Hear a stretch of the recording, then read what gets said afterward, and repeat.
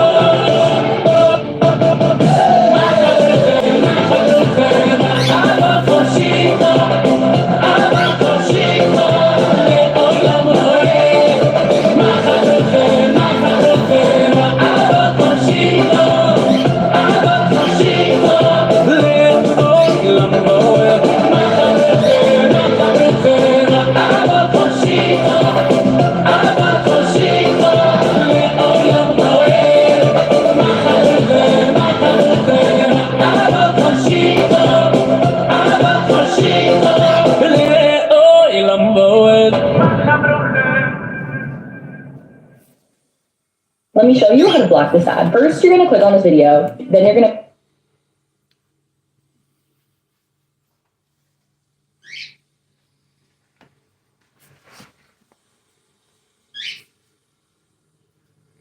Dios es bueno y para siempre su bendita misericordia.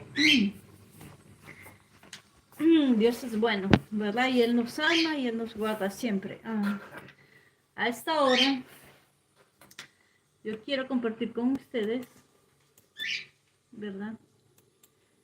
Yo quiero compartir con ustedes en libro de Hechos, capítulo 9. Bendito sea el Eterno, que nos guarda y nos bendice.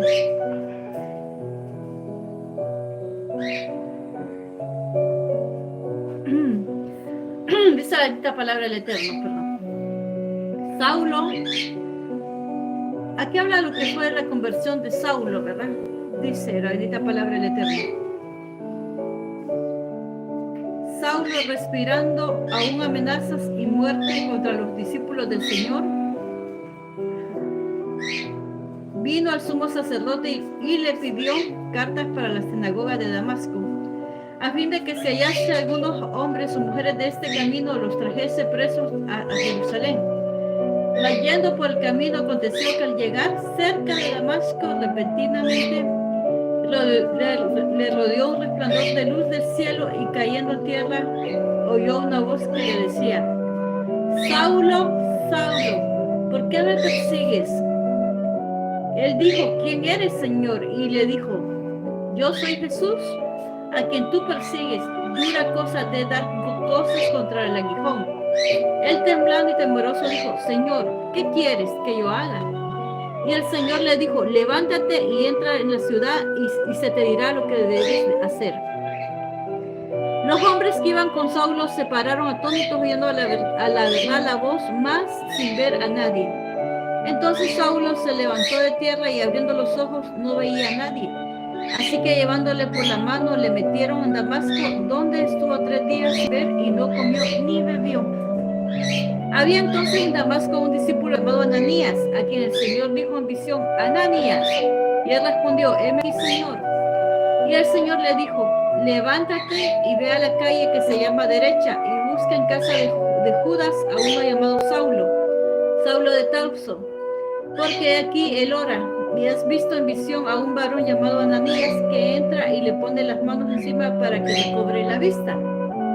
Entonces Ananías respondió: Señor, he oído de muchos acerca de este hombre, cuántos males ha hecho a tus santos en Jerusalén, y aún aquí tiene autoridad de los principales sacerdotes para prender a todos los que invocan tu nombre. El Señor le dijo: ve, porque instrumento escogido me es este, para llevar mi nombre en presencia de los gentiles, de reyes y de los hijos de Israel, porque yo le mostraré cuánto le es necesario padecer por mi nombre. Fue entonces Ananías y entró en la casa, y poniendo sobre él las manos dijo: hermano Saulo, el Señor Jesús se te apareció en el camino por donde venías. Me ha enviado para que recibas la vista y seas lleno del Espíritu Santo. Y al momento le cayeron de los ojos como escamas, y recibió al instante la vista. Y levantándose fue bautizado, y habiendo tomado alimento recobró fuerzas. Y estuvo Saulo por algunos días con los discípulos que estaban en Damasco. Saulo predica en Damasco, ¿verdad? Enseguida predicaba a Cristo en la sinagoga, diciendo: este era el Hijo de Dios. Y todos los que le oían estaban atónitos y decían: ¿no es este el que asolaba en Jerusalén a los que invocaban este nombre? Y eso vino acá para llevarnos presos ante los principales sacerdotes. Pero Saulo mucho más se esforzaba y confundía a los judíos que moraban en Damasco, demostrando que Jesús era el Cristo. Saulo escapa a los judíos. Pasados muchos días, los judíos resolvieron consejo matarle, pero sus acechanzas llegaron al conocimiento de Saulo, y ellos guardaban las puertas de día y de noche para matarle. Entonces los discípulos, tomándole de noche, le bajaron por el muro, descolgándole en una canasta. Saulo en Jerusalén. Cuando llegó a Jerusalén, trataban de juntarse con los discípulos, pero todos le tenían miedo, no creyendo que fuese un discípulo. Entonces Abed, tomándole, lo trajo a los apóstoles y les contó cómo Saulo había visto en el camino del Señor, el cual le había hablado, y cómo en Damasco había hablado valerosamente en el nombre de Jesús. Y estaba con ellos en Jerusalén, y entraba y salía, Hablaba denodadamente en el nombre del Señor y disputaba con los griegos, pero estos procuraban matarle. Cuando supieron esto, los hermanos le llevaron hasta Cesarea y le enviaron a Tarso. Entonces las iglesias tenían paz por toda Judea y Galilea y Samaria, y eran edificadas andando en el temor del Señor y se entrecetaban fortalecidas por el Espíritu Santo.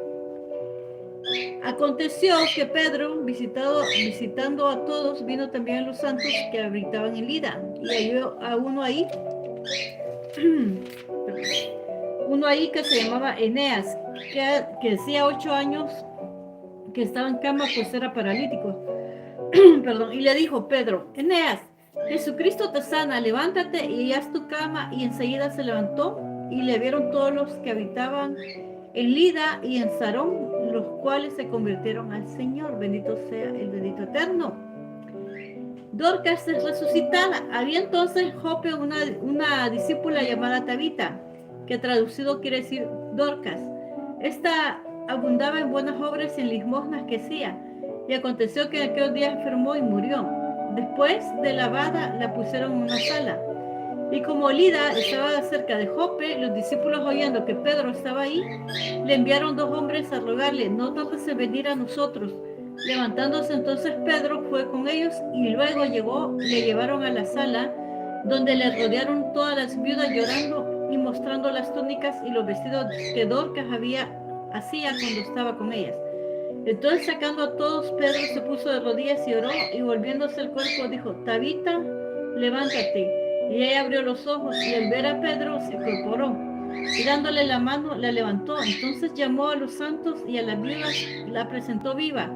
Esto fue notorio en toda Jope, y muchos creyeron en el Señor. Y aconteció que quedó muchos días en Jope, en casa de un cierto Simón curtidor. Bendito es el nombre del eterno amado, ¿verdad? La conversión de Pablo, ¿verdad? La conversión de Pablo fuera de la ciudad de Damasco, ¿verdad? Esa conversión ocurrió ahí y no después en la casa de Judas, por las siguientes razones evidentes. Pablo obedece las instrucciones de Cristo, ¿verdad? Nuestro bendito eterno, y se compromete a ser siervo y testigo del Evangelio y misionero a los que no son judíos. Se entrega él a la oración. A Pablo, Ananías lo llaman hermano Saulo, ¿verdad? Ananías supone que Pablo ya era un creyente, que ya había experimentado el nuevo nacimiento, ¿verdad? En Jonás 3:36 nos habla de esto. Y se ha entregado a Cristo y a la misión de Dios. Y no necesita más que ser bautizado y recobrar la vista y ser lleno del Espíritu Santo, ¿verdad? He aquí, él ora, dijo. Una vez que se encuentra con Cristo y lo acepta como Señor y Mesías, Pablo ayuna y ora, buscando con toda sinceridad y consagración la dirección del Dios eterno, la fe salvadora y el nuevo nacimiento, que sigue siempre, tienen como resultado creyentes que procuran la comunión con su nuevo Señor y Salvador. Sé santos. Se le llama santos a los creyentes, o sea, a nosotros creyentes nos llaman santos. 1 Corintios 12, Apocalipsis 13:7. El concepto fundamental del término santo, agios, es el separarse del pecado y consagrarse al bendito Dios, ¿verdad? Otras palabras, los santos son los separados de Dios. Eso implica ser dirigido y santificado por el Espíritu Santo. Romanos 8:14 nos habla de esto, 1 Corintios 6:11 y segunda de Tesalonicenses 2:13 y primera de Pedro 12, volverse del mundo para seguir a Cristo, ¿verdad? La santificación, sin embargo, el término de seguir a Jesucristo, de estar en santificación, no significa que el creyente es ya perfecto o incapaz de pecar. El llamar a todos los creyentes pecadores salvados no es una práctica, ¿no? Como el término bíblico común para el término de justicia de Dios, Efesios 5:3. La necesidad de que la santidad sea una realidad interna para todos los que pertenecemos a Cristo, ¿verdad? 1 Corintios 1:30 nos habla de esto. Padecer por mi nombre. La conversión de Pablo significó no solamente una comisión a predicar el evangelio, sino también un llamado a sufrir por Cristo. A Pablo se le dice desde el comienzo que él debe pasar por mucho sufrimiento por causa de Cristo. En el reino de Cristo, sufrir por su causa es señal del supremo valor de Dios, ¿verdad? Mateo 5:11-12 no habla de esto. Romanos 8:17, 2 de Tito 2:12, y el camino que lleva a un ministerio fructífero, ¿verdad? 2 Corintios 1:3-6. Da como resultado una recompensa grande en el cielo, Mateo 5:12, 2 de Tito 2:12. La muerte debe de obrar en nosotros creyentes a fin de que la vida de Dios pueda fluir en nosotros, hacia los demás. Romanos 8:17, 36-37, 2 de Corintios 4:10-12, ¿verdad? Así que el sufrimiento de Pablo, ¿verdad? Habla en Gálatas 6:17, 2 de Tito 11:12, 2 de Corintios 1:4. Hermano Saulo, lleno del Espíritu Santo 3 días después de su conversión, Pablo, lleno del Espíritu Santo, la experiencia de Pablo se parece a lo de los discípulos en el día de Pentecostés, ¿verdad? El bautismo en el Espíritu Santo. En primer lugar, él experimenta el nuevo nacimiento y es salvo. Después, está lleno del Espíritu Santo, aunque en Lucas nos dice específicamente que Pablo habló en lenguas cuando recibió el don de Pentecostal del Espíritu Santo. Es razonable, ¿verdad? Suponer que así fue. Indica que es lleno del Espíritu Santo y comienza a hablar en lenguas, ¿verdad? Pablo mismo testifica que él hablaba con frecuencia en lenguas. Dice, y él decía, doy gracias a Dios de que hablo en lenguas, más que todos vosotros. 1 Corintios 14:18. Él fue bautizado. El principal interés de Lucas es el verdadero bautismo en el Espíritu. Antes que establecer que Pablo hablara o no en lenguas, lo que busca es la plenitud del Espíritu, ¿verdad? Que debe concentrarse en el Espíritu Santo mismo y no en ninguna manifestación externa. Por otra parte, todos nosotros como creyentes debemos de ser la plenitud del Espíritu Santo y debemos esperar las manifestaciones espirituales de su venida, ¿verdad?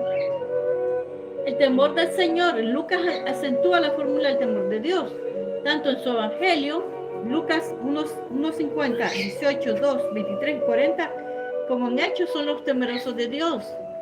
Gentiles que se adherían a la fe judía, ¿verdad? Quienes dan inicio a la misión evangelizadora a los no judíos. En el capítulo 10, 2, 22 y 35, ¿verdad? El temor del Señor produce confianza y obediencia y también la evitación del mal. Job 28:28. Salmos 11:10, Proverbios 1:7. Esto a su vez da como resultado el aliento de parte del Espíritu Santo para más, ¿verdad? De parte del Espíritu Santo. Y que nosotros tengamos el temor, ¿verdad? Del bendito eterno nosotros. Okay. Dorcas, ella era una mujer que abundaba en buenas obras, así como Dios obró por medio de Pedro para sanar y resucitar de la muerte, también obró por medio de Dorcas con sus manifestaciones del Espíritu Santo, tanto como los que son milagros, las señales y los prodigios. Aquí Pablo recalca esa verdad en 1 Corintios 13 y 1 Pedro 4:10-11, ¿verdad? Esto es muy...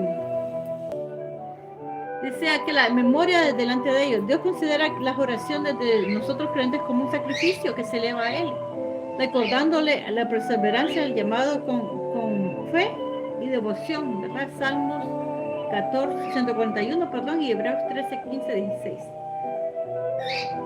Entonces, Pedro subió a la azotea, ¿para qué? Para orar. El Espíritu Santo, autor de las Escrituras, ha revelado que nosotros creyentes éramos un pueblo consagrado a la oración. Entendía que el reino de Dios no podía manifestarse con todo su poder si se intervenían solo algunos minutos en la oración. Dado que Dios no podía manifestarse con todo su poder si se invertía solo algunos minutos, ¿verdad?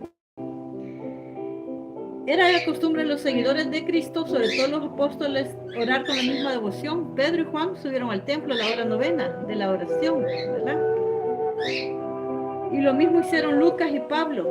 Pedro oraba con regularidad al mediodía y Dios recompensó a Cornelio por su fidelidad en observar sus horas de oración. Las Escrituras nos exhortan a nosotros como cristianos, creyentes, ¿va? A perseverar en la oración. Romanos 12:12. Orar siempre, dice Lucas 18:1. Orar sin cesar. Primera Tesalonicenses 5:17. Debemos de orar porque es importante que tengamos una comunicación con nuestro bendito eterno, ¿verdad? La oración es importante. La oración, un cristiano sin oración no es un cristiano, ¿no? Tenemos que orar y procurar todo el tiempo, ¿verdad? Estar delante de la presencia de Dios, buscándolo siempre. Porque Dios es bueno y para siempre es su bendita misericordia, ¿verdad? Él es bueno. Busquémoslo en oración todo el tiempo y sigamos a nuestro bendito Señor, ¿verdad? Que Dios bendito les guarde y les bendiga. Acuérdense siempre de orar por sus hijos, oremos por los niños, oremos por esta nación y sigamos orando por la nación de Israel. Que el Eterno bendito les guarde y les bendiga. Amén, amén y amén.